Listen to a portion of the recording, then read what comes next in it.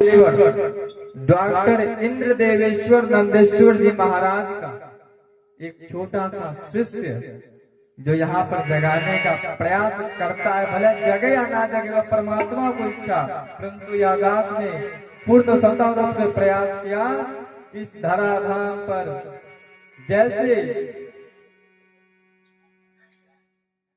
जैसे कोई बालक प्रयास करता है कि चलने बुलने का प्रयास करे, भले वो 2-3 बार गिर जाता है जरूर, परंतु उठकर चलने लगता।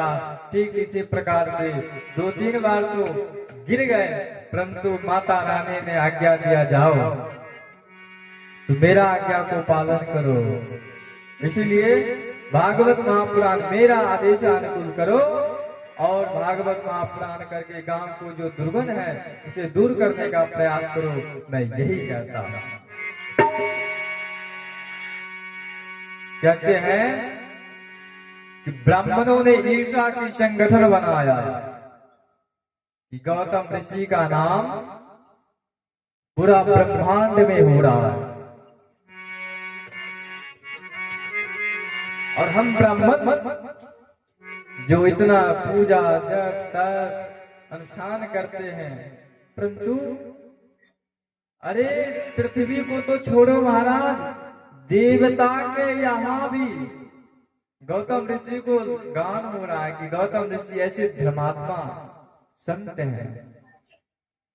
सभी ब्राह्मणों ने ईर्षा की संगठन बनाया कि किसी भी तरह से गौतम ऋषि को अपराधी सिद्ध करना है, किसी भी तरह से गौतम ऋषि को अपराधी सिद्ध करना है। यह जानकर सभी ब्राह्मणों ने गणेश सहस्त्र वेद का उच्चारण किया। जैसे ही उच्चारण किया, कहते हैं उस वेद के ध्वनि से भगवान गणेश जी प्रकट हो गए। जैसे ही गणेश जी प्रकट भये तो सबसे पहले क्या हुआ, उन्होंने कहा, हे ब्राह्मणों, किस कारण हमें बुलाया गया है, इसका रीजन क्या है, हमें बताओ। कहते हैं कि गौतम ऋषि की ब्राह्मणों ने कहा, हे नाथ, आपसे कुछ नहीं, बस एक गाय चाहिए, ऐसी गाय जो बिल्कुल बूढ़ी हो, दांतने से मर जावे, ऐसी गाय। कहते हैं ब्राह्मणों के जब तप से प्रसन्न होकर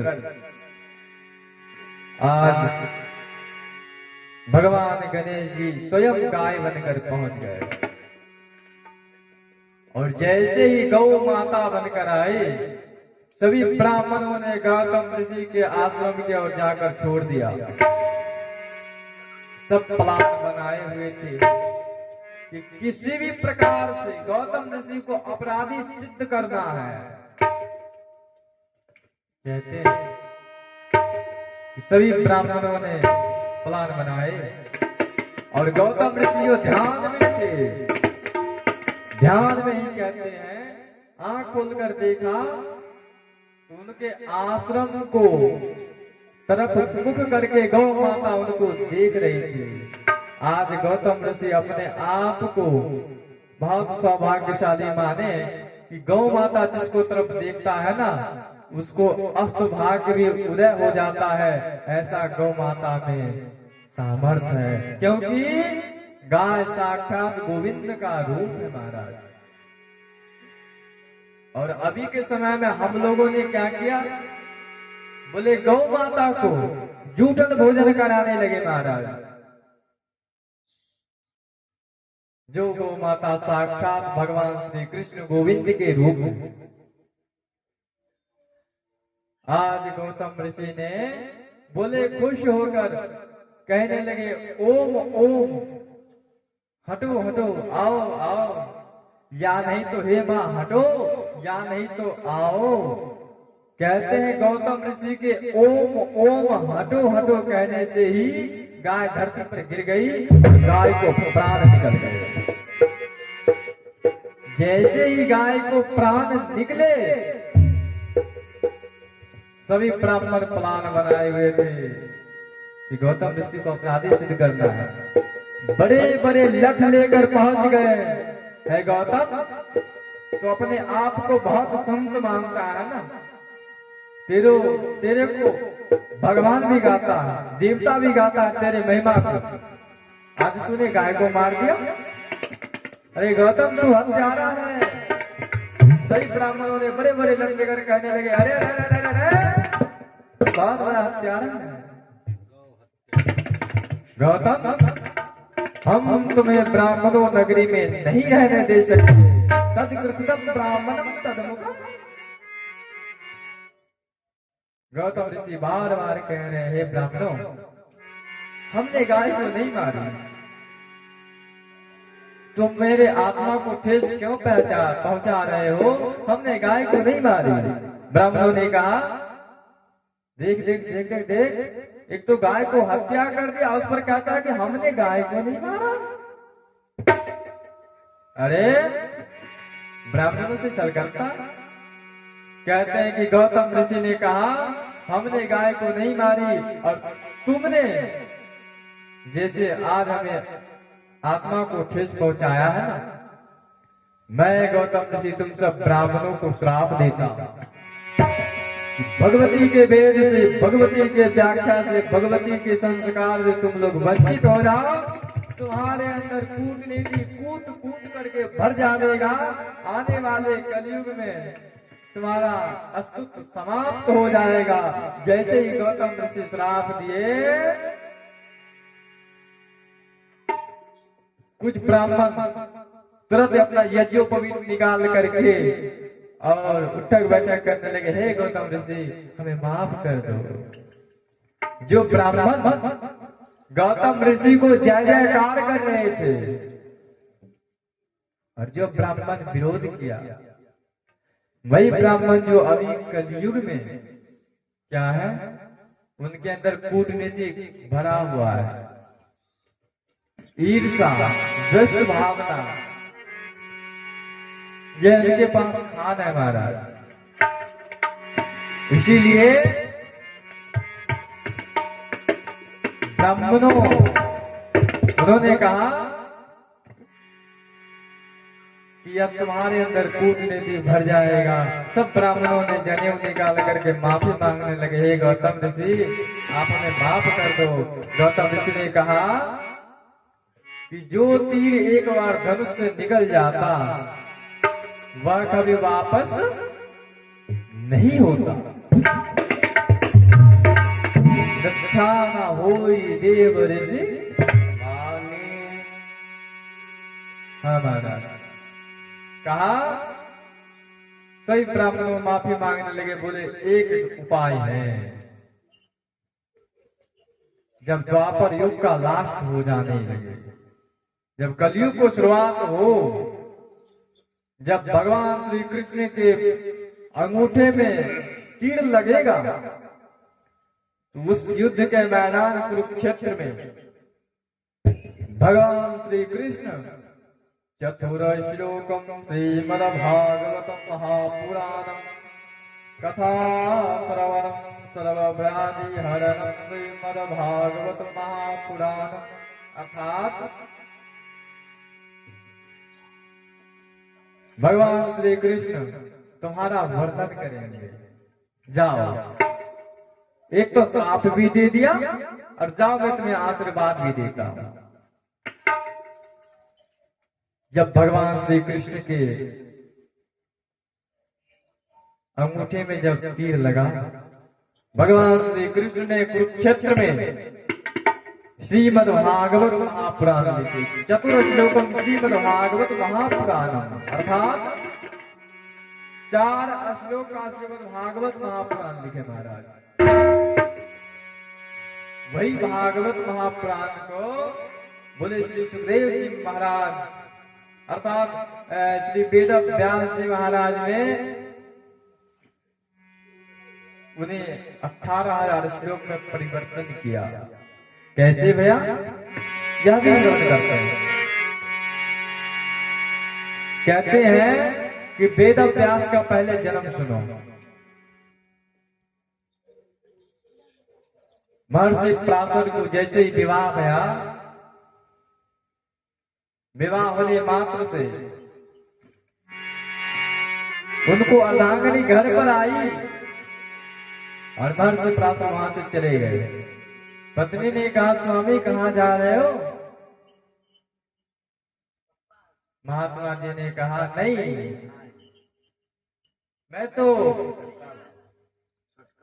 मैं वहां जा रहा हूं। हे देवी, मैं कथा को अर्थात मैं तपस्या करने के लिए जा रहा हूं और अभी आप हमें डिस्टर्ब मत करो। देवी ने कहा, हे स्वामी, स्त्री का गोद का जो वस्तु है वो संतान है। जिस स्त्री को संतान ना हो वह स्त्री पवित्र नहीं, उसको जीवन बोलो अपवित्र रहता है। लोग उसे देखना भी पसंद नहीं करते। क्या? क्योंकि कवि वर्णन करते हैं,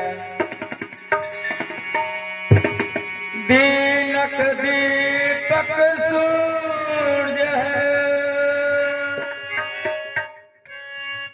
रात दीपक कुल का दीपक पुत्र है, कुल का दीपक पुत्र है। आहो कुल का दीपक पुत्र है तो उसका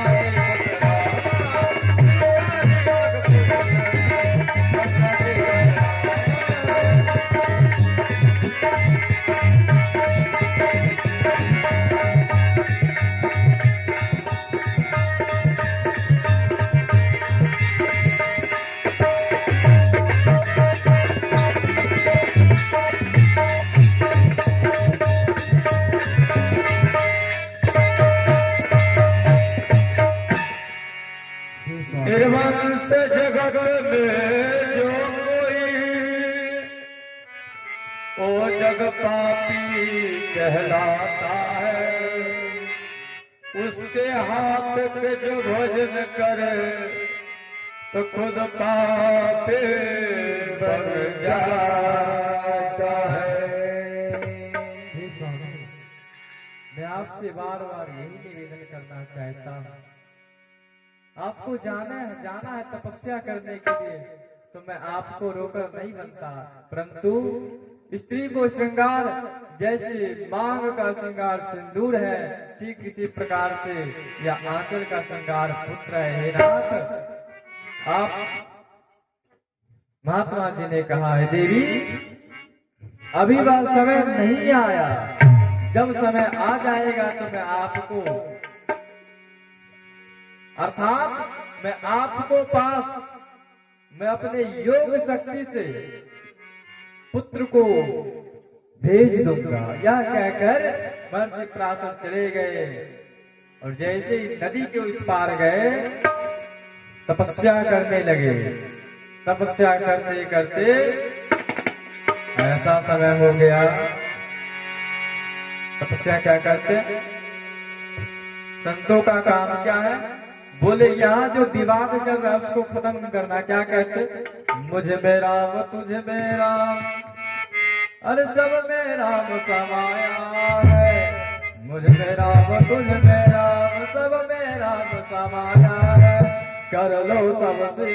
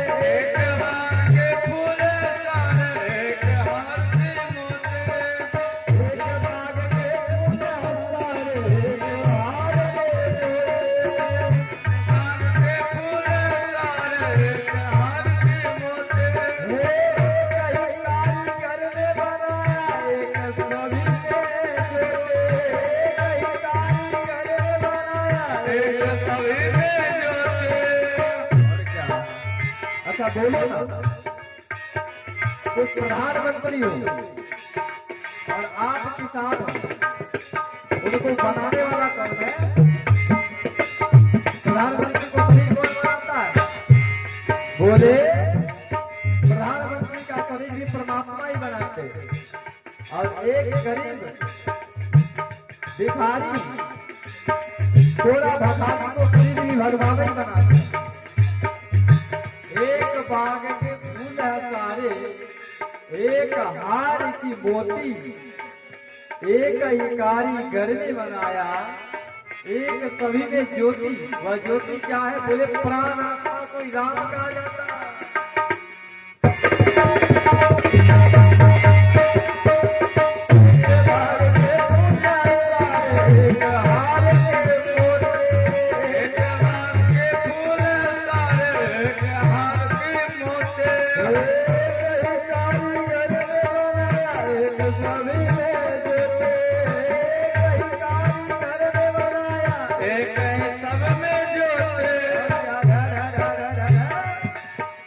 भूल गए उस परम पिता को, भूल गए उस परम पिता को, जिसने तुम्हें बनाया है। भूल गए उस परम पिता को, जिसने तुम्हें बनाया है। तुझ में राम, तुझ में राम, सब में राम समाया है। तुझ में राम, तुझ में राम, सब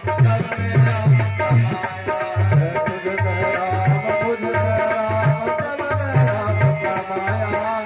तुझ में राम, तुझ में राम, सब में राम समाया है।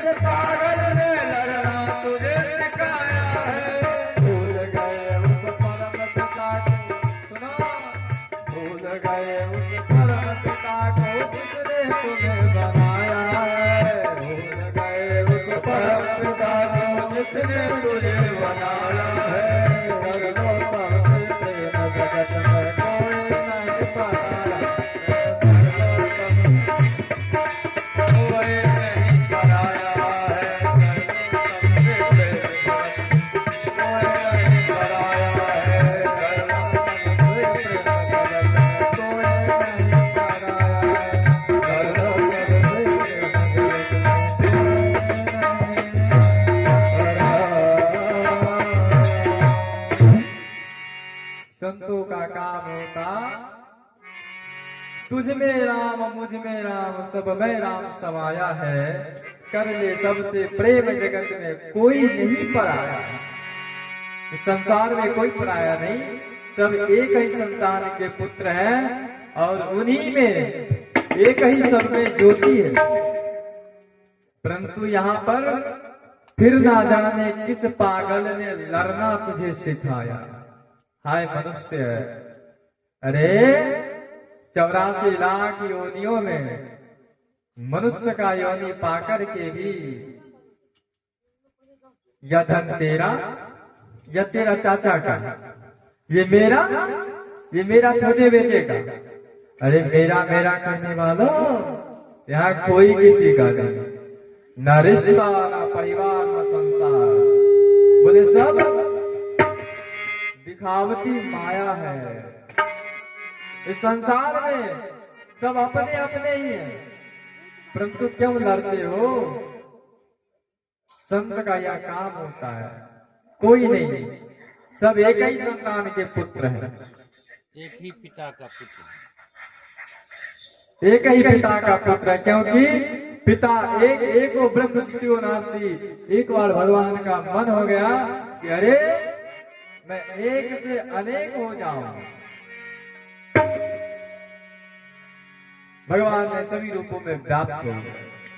प्रभु व्यापक सर्वत्र समाना, प्रेम प्रकट भय।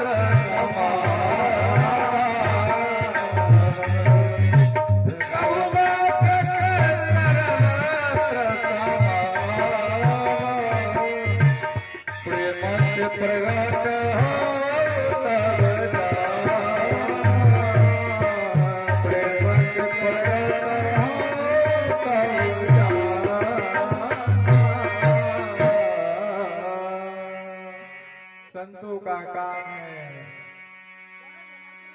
प्रभु व्यापक सर्वत्र समाना, सब में प्रभु परम पिता परमात्मा